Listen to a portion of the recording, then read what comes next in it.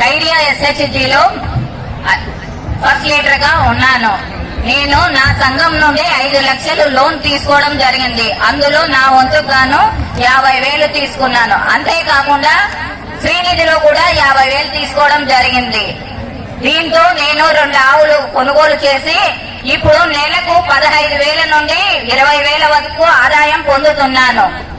జగనన్న వచ్చినప్పటి నుంచి నాకు అమ్మఒడి కింద 4 సంవత్సరాలుగాను 60,000 లబ్ధి పొందాను. అంతేకాకుండా మా కుటుంబానికి రైతు భరోసా కింద 56,000 లబ్ధి పొందాము. అంతేకాకుండా చేయూత కింద 56,000 లబ్ధి పొందాము. ఇదంతా మన జగనన్న మంచిగా చేస్తున్నాడు కదండి. ఈసారి మళ్ళీ మనం జగనన్నకే ఓటు వేసి గెలిపించుకోవాలని కోరుకుంటూ ప్రతి ఒక్కరికి పేరు పేరున నా ధన్యవాదములు.